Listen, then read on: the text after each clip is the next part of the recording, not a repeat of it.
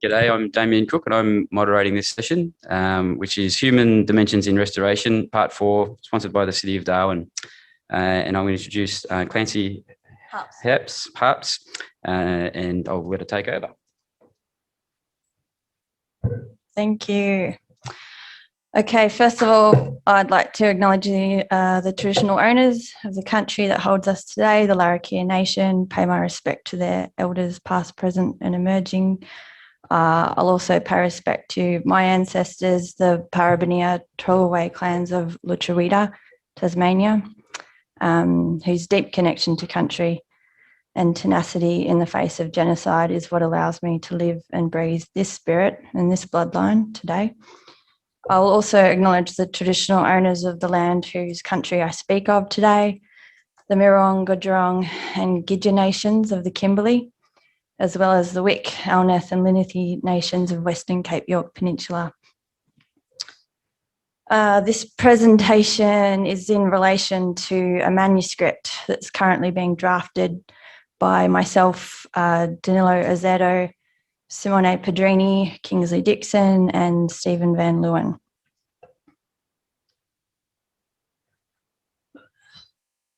When development knocks at the door of Indigenous consent, wanting to use Indigenous estates for economic benefit, what Western legal mechanisms are in place to protect and promote the aspirations of Aboriginal people?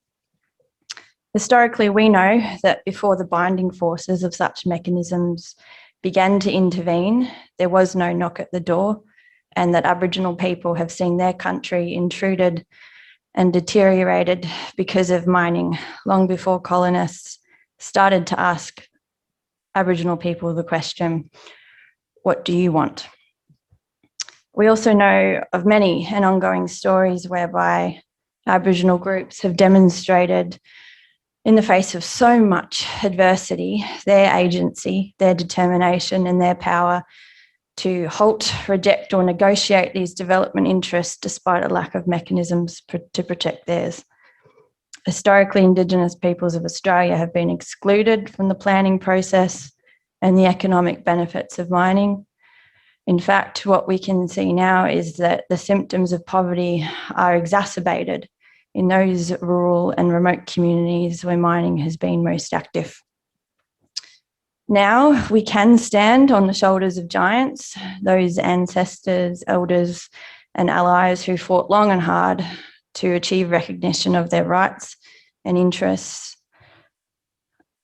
to their ancestral lands and have left a legacy of legal precedents and frameworks such as these that we're all familiar with. We also have instruments such as Indigenous land use agreements, social licenses to operate and close a mine.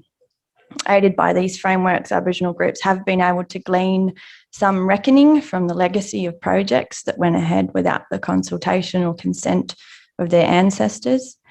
And in the instance of new mining projects, these mechanisms have been used to help leverage agreements. Emerging partnerships between mining companies and Indigenous groups in some cases are building trust and respect for Aboriginal and Torres Strait Islander cultures and are delivering economic outcomes. We know that we have social responsibility programs that concentrate on Indigenous professionalisation, employment, business creation as the critical components to distribute economic benefits at the local level, but there is of course much scrutiny, much criticism of these partnerships and programs, which Marsha Langton is all over.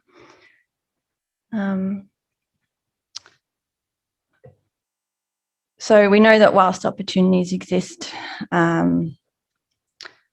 mining and all of its real and perceived benefits will never heal of all of the past injustices. Okay, so from these extractive industries, we're seeing the emergence of needs for ecological restoration and therefore the emergence of the restoration economy. And in that, further opportunity for Indigenous groups to participate in the economic benefits of this developing industry. In Australia, calculations by Merritt and Dixon, 2011, suggests we have an unprecedented national demand for restoration products to restore more than 300,000 hectares of mine degraded lands, creating a need for at least 1,200 tonnes of seed. So we have a bottleneck and a boom industry. Our manuscript that we're drafting assesses 3 emerging Indigenous-owned economic models that are being developed to connect Indigenous engagement with the economic opportunities, specifically in relation to the native seed supply chain. So there's the MEDAC, Midwest Employment and Economic Development Aboriginal Corporation, and their first Aboriginal-owned and managed native seed farm in Western Australia. There's the community seed collection program that's been running on the Western Cape of Cape York Peninsula for over a decade, between the communities of Nutpranum, Arracoon and Marpoon, supplying seed to the Rio Tinto bauxite mine in Weipa. And most recently in the Kimberley for the Argyle Diamond Mine, the Gilganian Seed Project, which is a seed collection and storage contract held by Indigenous Trust Gilganian to supply Argyle Diamond Mine with their seed requirements. So going back to the title of this talk, mine site restoration in Australia needs to incorporate environmental justice actions for Indigenous engagement. This is something that we're covering in the paper. When we talk about environmental justice actions, what do we mean? This is something I've had to wrap my head around. And I could give a long technical discussion about the definition of environmental justice actions, but I've chosen to tell a story instead. I will just put this up though, which is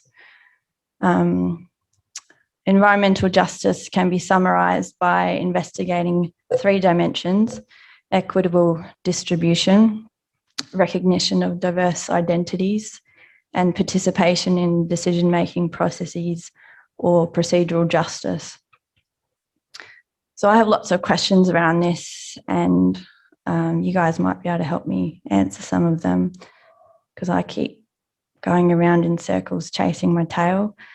I'm going to tell a story from the East Kimberley, and I invite you to count in your head if and how many times you identify environmental justice issues in this story, or as I like to call them, justice issues. This is a story from the work I did in the East Kimberley with Mirong Gidjong people and Gidja people. Okay. Aboriginal people have this amazing opportunity to collect seed out on country. They're getting money in dollars per kilo for the seed they collect. I'm going to give the person in this story the name, alias name, George. George is going to go collect seed on his ancestral country. To get out there, he can't necessarily just walk there from camp anymore. If he's living on an outstation on country, that might be all right. But he might be living in town or in a community displaced. And the plant populations that are in proximity to town are not looking too good. They're suffering from what's called the edge effect, something that happens to communities, plants and people that are on the fringes of society. Sounds familiar. So George is going to have to head out further. He'll need to access a car that works, and he'll need to get what they call initial capital to buy fuel to get out on country, money in the bank. Someone's going to need a driver's license too, Has anyone got one of those at the moment? So George is already a bit frustrated by this already. It's a bit overwhelming, and he's not feeling that good either. There's some health issues at play. He hasn't slept well. He's stressing about some stuff. Healthy country, healthy people. Same can be said for the opposite. Is it safe for George to go out on country feeling this way? Is he fit for work? He knows he'll feel better once he's out there. He always feels good once he's out on country. But he might go tomorrow, make it part of a fishing trip, go with family, share the costs. Someone will have a license, someone will have money for fuel. So they drive out to a part of country they know they can go to. It's on their ancestral lands, but it's a long way. On the way, they drive past other parts of their ancestral country. There's lots of plant populations that might have good seed, but it's in national parks. And they're not allowed to collect seed from those healthier, better managed parts of country. They drive past cattle stations that are on their ancestral lands, and technically, according to the 96 WIC decision, they should be able to go in there and collect seed from their country.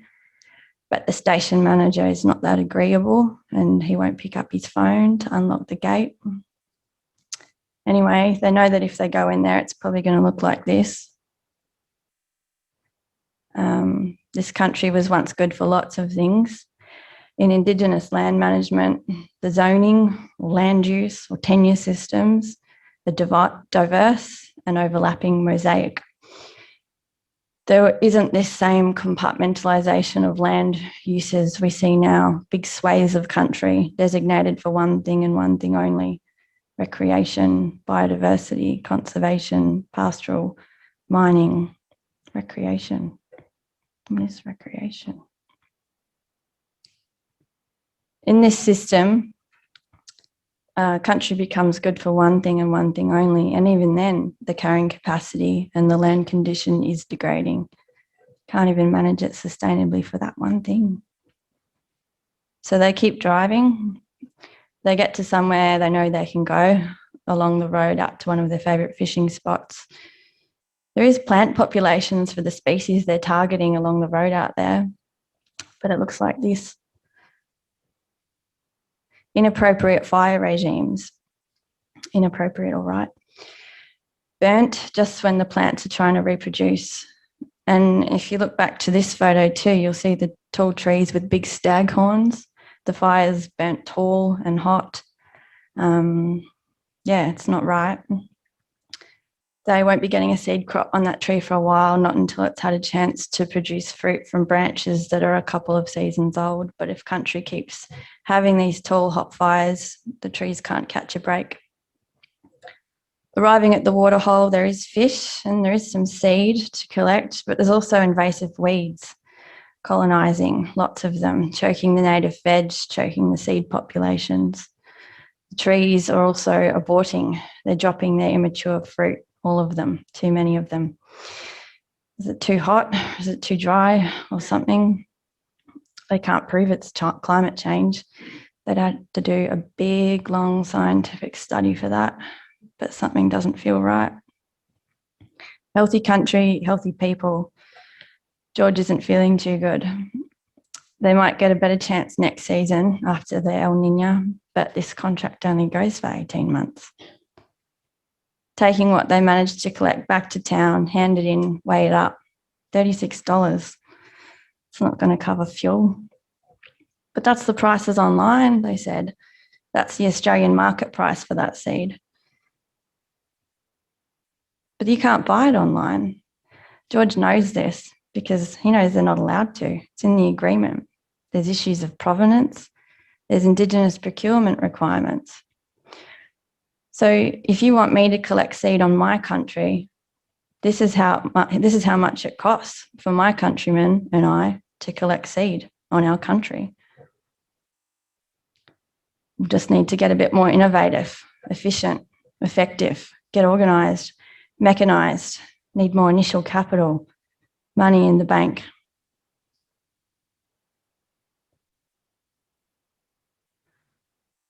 Did anyone Did anyone pick up on any environmental justice issues? Like, you can raise your hand if you want, if you picked up on any. Did anyone actually count? I haven't counted. Yeah, I'm glad it's not just me. Yeah. How much time have I got? 4 minutes. Yeah, okay, great. Well, I was feeling a bit self-conscious about this talk because I didn't want it to sound too negative. It probably raises more questions than it answers, but it is all stuff that we're aiming to cover in the paper. The native seed supply chain is something that we do need to develop, and we need to develop it alongside First Nations people. But it is going to involve attempting to tackle some of these environmental justice issues. When we do these development projects with Aboriginal groups, all too often we go around, under, over these environmental justice issues, but I'd like to get to a point where we walk through them. And that's going to take action from a variety of angles.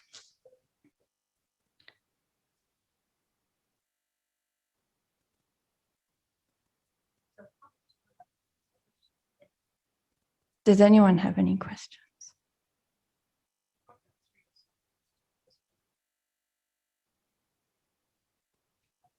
Do you need a...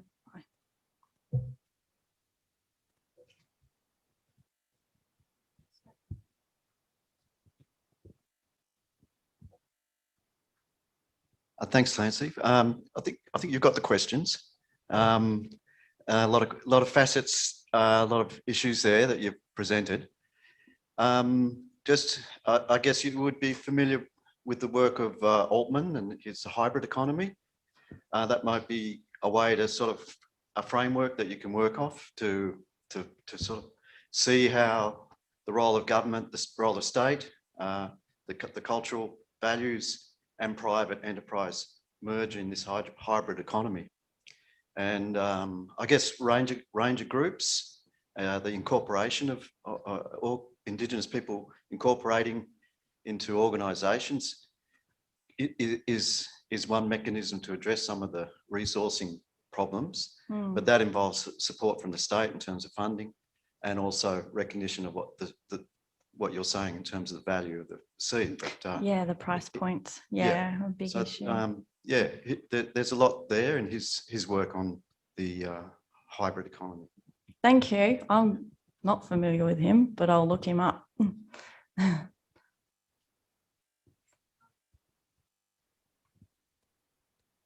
I guess my question was just going to be around whether you have come across any models or particular combinations of states or laws where it's less problematic. Yeah, thank you. Thanks for asking that question, because there are. And this model, it can work. And thanks for asking that, because like I said, that made things sound very problematic, and there are lots of problems, but there are instances in which it can work really well. And on the Western Cape, Arakun, Mapoon, Nutpranum, that community collection model has been running, imperfectly, but, achieving things for over a decade. And when I was working at Rio Tinto there, we did do a bit of a review of the price points and brought them up to speed with inflation. And the beauty of that model there is that it's a model for Indigenous employment that captures people who don't fit into more Western working arrangements. So people who wouldn't, the barrier is just too steep to, don the high vis and put the steel caps on and do, a mining shift in and out of a mine. And that that obviously that model has its place. And yeah, I really appreciate, Roger, your work assessing, you know, all the different models that can work in company. But obviously we want to work towards a fee-for-service economy alongside that, and all these models need to be working